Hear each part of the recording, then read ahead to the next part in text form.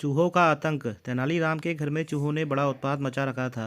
वे जिस किसी खुली वस्तु को देखते कुतर जाते। एक दिन चूहों ने तेनालीराम की पत्नी की कीमती साड़ी ही कुतर डाली।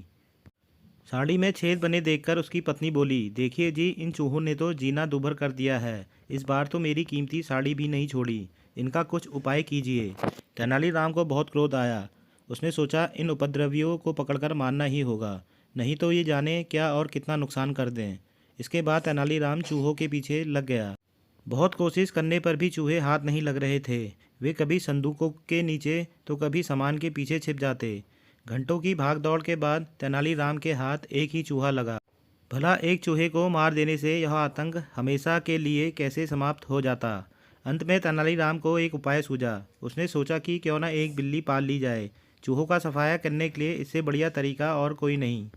तेनालीराम ने योजना अनुसार एक बिल्ली पाल ली। कुछ ही दिनों में चूहों की संख्या घटने लगी। अब तेनालीराम को इनसे लगभग छुटकारा मिल ही गया था। एक दिन तेनालीराम की बिल्ली किसी चूहे का पीछा करते करते पड़ोसी के घर में घुस गई। चूहा तो बिल्ली को चकमा देकर भाग गया, लेकिन बिल्ली ने पड़ोसी के पालतू तोते को ही झपट लिया। झपटते ही बिल्ली ने उसकी गर्दन पर अपने नाखून गड़ा दिए। पड़ोसी तुरंत ही डंडा लेकर बिल्ली को मारने दौड़ा। वह जैसे ही बिल्ली पर डंडे से प्रहार करने वाला था ही कि तेनालीराम वहां आ पहुंचा।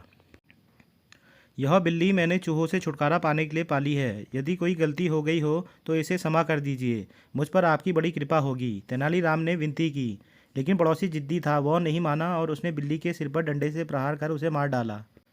तेनालीराम को गुस्सा तो बहुत आया, लेकिन अपने गुस्से पर उसने काबू पा लिया। दिन बीतते गए। एक दिन पड़ोसी को किसी ने एक सुंदर संदूक उपहार में दिया। संदूक को देखकर लगता था कि अवश्य ही उसमें कोई बहुमूल्य वस्तु रखी होगी।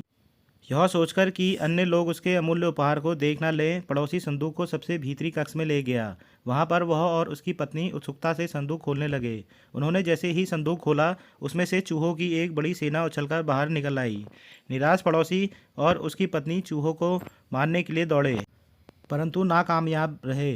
कई घंटों की मेहनत के बाद चूहों का उत्पात कुछ कम हुआ तो पड़ोसी ने संदूक की तरफ दृष्टि डाली। देखा, संदूक के तल में एक पत्र पड़ा है। वह पत्र उठाकर पढ़ने लगा। आपने बताया था कि बिना बिल्ली के भी आप चूहों पर काबू पा सकते हैं। इसी बात को परखने के लिए आपके पास कुछ चूहे भेज रहा हूँ। कृपा करके मुझे भी बताइएगा कि आपने यह कैसे किया। आपका शुभकांक्षी तेनालीराम।